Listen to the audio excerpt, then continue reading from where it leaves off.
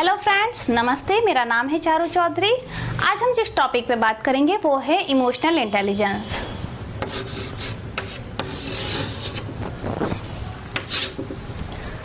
आज मैं emotional intelligence क्या है उसके बारे में बताऊंगी। इमोशनल इंटेलिजेंस आईक्यू के बराबर ही इम्पॉर्टेंट है, उसके बारे में हम बात करेंगे। और उसके बाद ईक्यू के जो 5 चरण हैं उसके बारे में हम कुछ बात करेंगे। इमोशनल इंटेलिजेंस का अर्थ है कि कैसे मैं अपने इमोशंस को समझती हूँ और उसी सामने वाले की जो फीलिंग है उसके बारे में भी समझूं, और उसको समझते हुए दोनों के इमोशंस को रेस्पेक्ट करते हुए मैं किस तरीके से कम्युनिकेट करती हूँ। जैसे कि मान लो कोई मेरा फ्रेंड है और मैं उससे बात कर रही हूँ, तो ऐसा ना हो कि बस मेरे जो इमोशंस है, मैं क्या कहना चाह रही हूँ, मैं उस पर ही जोड़ दूँ।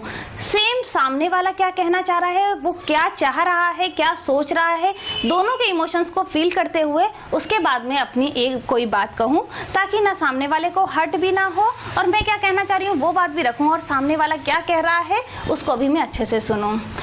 शायद तक मैं आपको कुछ एग्जांपल्स दूँ तो आपको ईक्यू जो है वो अच्छे से समझ में आएगा। जिन लोगों का ईक्यू लेवल हाई होता है उनमें सेल्फ अवेयरनेस की मात्रा जो है वो भी हाई होती है। वो जानते हैं लोग कि मैं क्या चाहता हूँ, मैं कौन हूँ और मेरे लाइफ का जो गोल है वो क्या है और मुझे क्या अचीव करना है। उसको हर चीज़, वो अपने से रिलेटेड हर एक चीज़ जो है उसको क्लियर होती है। और जो है वो कोई भी जो सिचुएशंस होती है उसमें एकदम से रिएक्ट नहीं करता, सोचते हैं, पोज लेते हैं। हमेशा 2 तरह की चीज़ें होती हैं। एक तो ये हुआ, मेरे बॉस ने मुझे फ़ोन किया और कहा कि आज तुम्हें ऑफिस नहीं आना है। सेम सिचुएशन में मैं एकदम से भड़क जाऊंगी, क्यों, ऐसा क्या हो गया, मैंने क्या किया था। ये एक मैं पॉज लूँ और सोचूं कि क्या हुआ। ये बात मैं उनसे आराम से पूछ के भी कर सकती हूँ।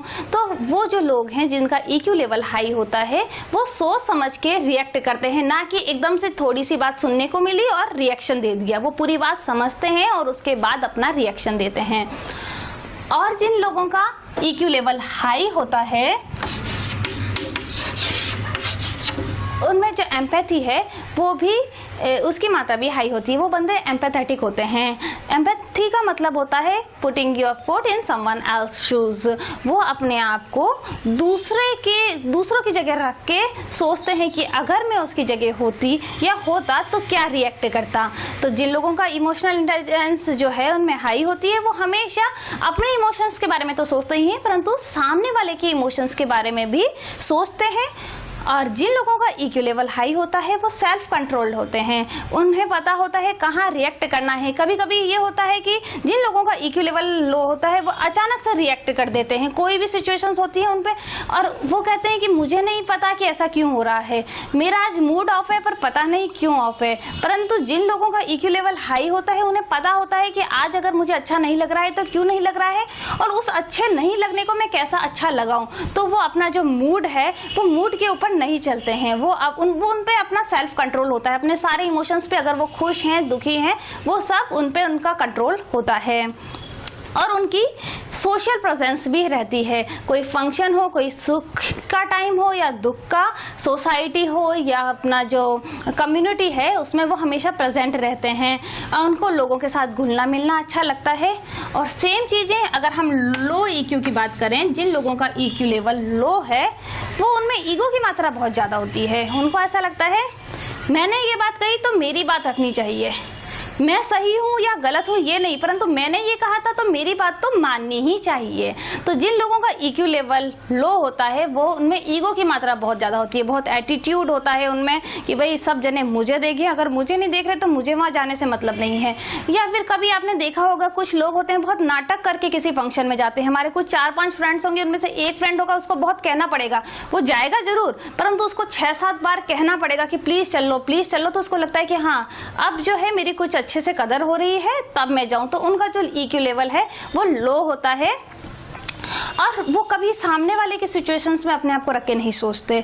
उनमें जो वो बिल्कुल एम्पैथेटिक नहीं होते हैं। वो हमेशा अपने बारे में सोचते हैं, मैं क्या चाहती हूँ, सामने वाला किस सिचुएशन से गुजर रहा है उनको उस चीज़ से जरा भी मतलब नहीं होता है। तो काफ़ी डिफरेंसेस है, जैसे जिसका जो लेवल हाई है और जिसका ईक्यू लेवल लो है उसमें ज़मीन आसमान का अंतर है। उन लोगों के जो रिलेशंस हैं, चाहे रिलेशंस को लेकर देख लीजिए, वो काफ़ी सारे फ्रेंड्स होंगे जिन लोगों का ईक्यू लेवल हाई होगा। हम खुद देख के पहचान सकते हैं कि किस बंदे का EQ लेवल हाई है। उनका नेचर जो होगा वो जॉली होगा, हमेशा हंसमुख होंगे, लोगों की समस्याओं में दुख भी बांटेंगे, सुनना पसंद करेंगे सामने वाले को। परंतु कुछ जिन लोगों का EQ लेवल लो होता है वो बस अपनी बात कहेंगे और सामने वाला क्या चाह रहा है उससे उनको कोई मतलब नहीं होता है। मैं आपको एक एग्जांपल दूंगी, स्टोरी के माध्यम से मैं बताती हूँ।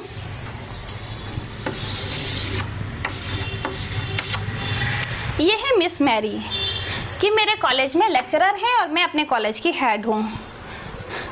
एक दिन मिस मैरी जो थी कॉलेज में एंटर कर रही थी और सेम मैं उस कॉलेज के ग्राउंड में कुछ नोट्स देख रही थी जो बच्चों ने तैयार किए थे और काफ़ी सारे बच्चे जो थे वो मेरे आसपास जमा थे। मिस मैरी ने कॉलेज में जैसे ही एंटर किया और उन्होंने मेरी तरफ देखा और मुझे लगा कि मिस मैरी आके मुझे ग्रीट करेंगी। अब मेरा जो EQ लेवल इसमें बहुत लो है और जो ईगो लेवल है वो बहुत हाई है। अब मैं वेट कर रही हूँ वो मुझे कब ग्रीट करें, कब आके मुझसे बात करें, कब मुझसे बोले कि हेलो या गुड मॉर्निंग या पता नहीं क्या क्या। परंतु मिस मैरी सामने से आ रही हैं। अब मैं भी उनसे कुछ स्माइल सी करने ही लगी थी कि मिस मैरी ने तो मेरी तरफ देखा ही नहीं और वो डायरेक्ट चली गई अंदर कॉलेज में। यहाँ जो मैंने इमोशंस फील किए वो है एंगर। मैं बहुत भड़क गई, मुझे इतना गुस्सा आ रहा था। मैंने कहा ये क्या हुआ, मैं कॉलेज की हेड होते हुए भी उस बंदी ने मुझे ग्रीट ही नहीं किया। कैसे वो अंदर आई और एकदम से निकल गई, ये हुआ क्या अचानक से। मेरा दिमाग बिल्कुल खराब था, एकदम गर्म हो चुकी थी मैंने कहा ये कैसे हो सकता है, मैं कॉलेज की हेड हूँ, उस बंदी को मैंने अभी रखा है 6 महीने पहले और आज उसके तेवर देखो कि बिना मुझे विश किए इतने सारे लोगों के सामने उसने मेरी ऐसी इंसल्ट कर दी। और बच्चे शायद मुझ पे हंस रहे होंगे उस समय कि देखो आज इनके अंडर में जो फैकल्टी काम कर रही है वो उनको ग्रीट तक नहीं करती। अब वो एंगर लेके मैं बैठी हुई थी अपने ऑफिस में, वेट कर रही थी कब मिस मैरी आए, किस दिन मुझसे लीव्स मांगे। अब जो संडे की जो छुट्टी मैं देती थी, सब कॉलेज में छुट्टी होती है संडे को, मैं चाह रही थी कि मिस मैरी की एक्स्ट्रा क्लासेस लगा दी जाएं। अगर एक्स्ट्रा क्लासेस लग जाएंगी तो मिस मैरी बहुत परेशान होंगी और उनको संडे को आना पड़ेगा और उनके कुछ टेस्ट पेपर वगैरह बनाने को दे देती हूँ। काफ़ी सारी बातें मेरे दिमाग में घूम रही थी। मैंने मिस मैरी को बुलाया और कहा कि आपको हर संडे को आना है और आप आओगी और बच्चों के टेस्ट पेपर्स वगैरह तैयार करिए। उनको इतना सारा वर्कलोड दे दिया कि अब मिस मैरी ने मुझे मना तो नहीं किया, परंतु ज़रूर उनके मन में मेरे लिए घृणा ज़रूर आई होगी। तो यहाँ पे एक और नेगेटिव इमोशंस जो था वो मिस मैरी के मन में मेरे लिए आया। काफ़ी सारा वर्कलोड देने के बाद वो हर संडे भी आती थी, 9 से 6 काम भी करती थी, परंतु लोगों के द्वारा जो मेरे कोलिग्स थे उनसे मुझे सुनने को मिला कि मिस मैरी जो है वो मेरे लिए काफ़ी नेगेटिव बातें करती थी पीछे।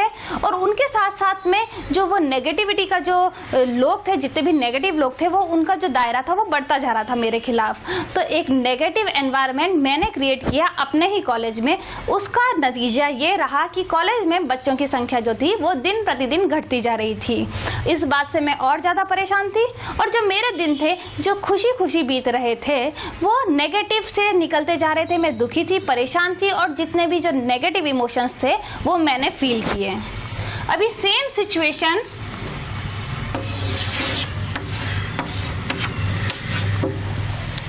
सिचुएशंस में आपको बताऊंगी। इसी सिचुएशंस में जब मेरा EQ लेवल हाई होता तो मैं क्या करती। इस सिचुएशन में EQ लेवल मेरा हाई है और मैं समझती हूँ सामने वाले की बंदे की परेशानी। अब मैं फिर से कॉलेज की हेड, मिस मैरी फिर से लेक्चरर, सेम कंडीशन, मैं अपने ग्राउंड में खड़ी नोट्स देख रही हूँ बच्चों के साथ में और मिस मैरी अब सामने से आ रही हैं। मुझे लग रहा है मिस मैरी मुझे ग्रीट करेंगी, परंतु मिस मैरी ने मुझे ना तो गुड मॉर्निंग कहा, ना विश किया और डायरेक्ट अंदर चली गई। अब मैंने जो फील किया वो इमोशंस है केयर का। मुझे चिंता हुई कि ऐसा क्या हुआ, मिस मैरी जो हमेशा मुझे ग्रीट करती थी आज उन्होंने मेरी तरफ देखा परंतु नेगलेक्ट सा करके निकल गई। ज़रूर उनके साथ कोई परेशानी है, वो किसी प्रॉब्लम से ज़रूर घिरी हुई हैं। मैं अपने ऑफिस में गई, ऑफिस में मैं बैठी हुई थी और मैंने वेट किया कि मिस मैरी अब आएंगी।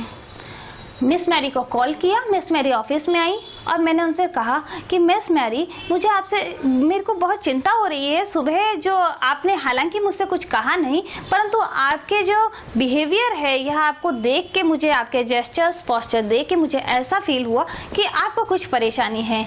मिस मैरी इतने में रो पड़ी। मिस मैरी ने कहा जी हाँ, मेरे साथ कुछ घर की प्रॉब्लम है। उन्होंने मेरे साथ वो प्रॉब्लम बांटी और उसके बाद मैंने अपनी तरफ से पूरी कोशिश करी कि कैसे सॉल्व करूं, और मैं कोशिश ना भी करती, एक परेशानी बांट लेना ही काफ़ी कुछ होता है। उनका जो बोझ लेके वो चल रही थी वो कुछ हल्का हुआ।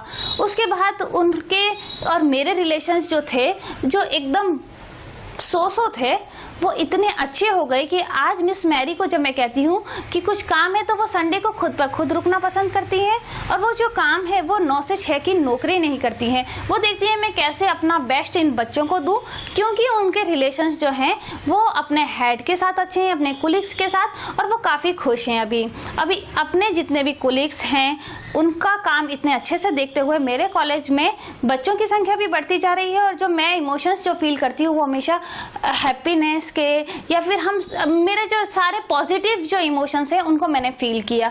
तो देखिए फ्रेंड्स, मैं आपको ये कहना चाह रही हूँ, सेम कंडीशंस पे हमेशा जो सिचुएशंस होती हैं उनको आप दोष देना बंद कर दें।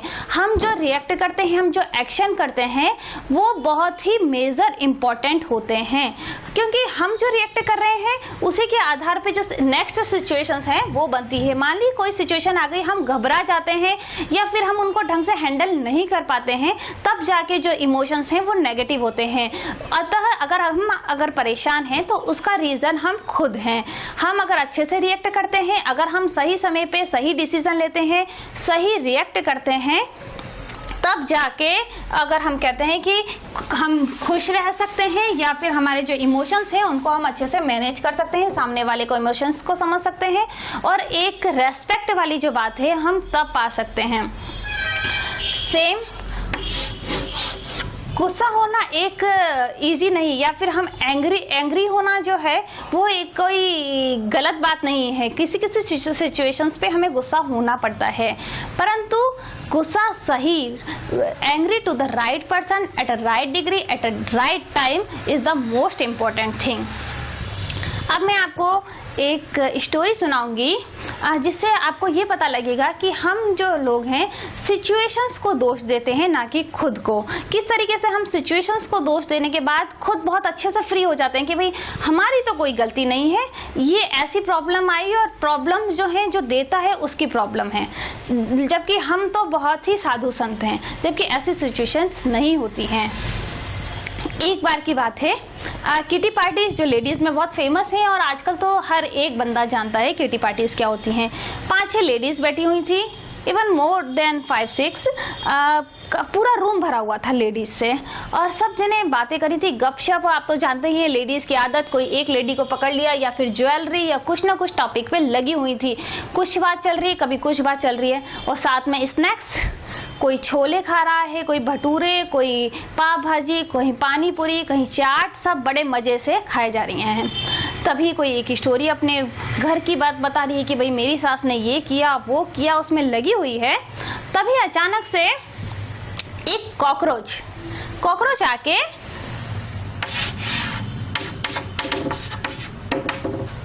आके एक लेडी की साड़ी पे गिर गया। अब उस लेडी एकदम से भयंकर घबरा गई वो, और जोर जोर से चिल्लाने लगी, हाँ कॉकरोच कॉकरोच कॉकरोच कॉकरोच।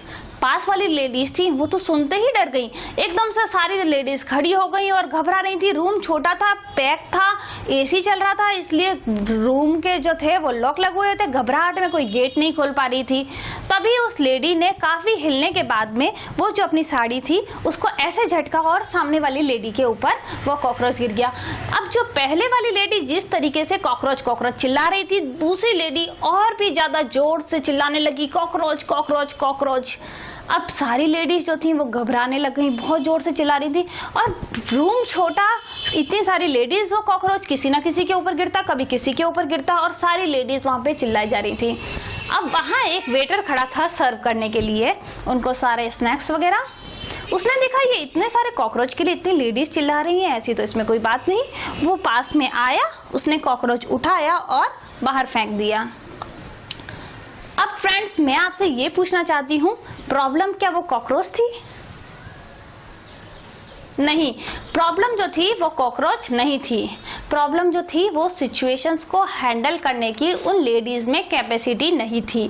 वो चाहती तो वो उसको हैंडल कर सकती थी, जिस तरीके से उस वेटर ने उस सेम सिचुएशंस में आके और उस कॉकरोच को उठा के बाहर फेंक दिया, परंतु बाकी जो लेडीज थी वो उसी सेम सिचुएशंस पे बहुत जोर जोर से चिल्ला रही थी।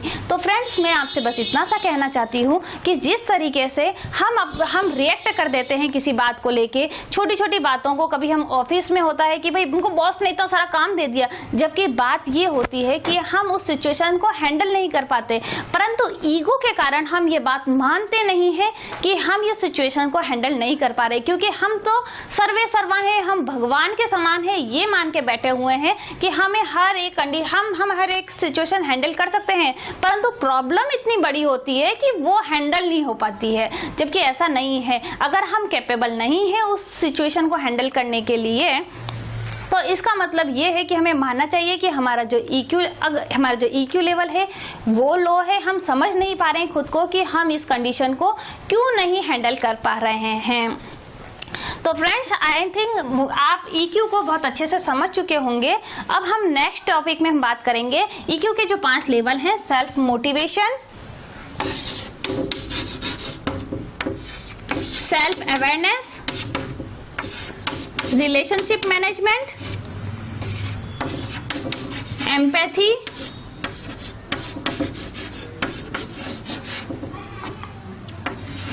और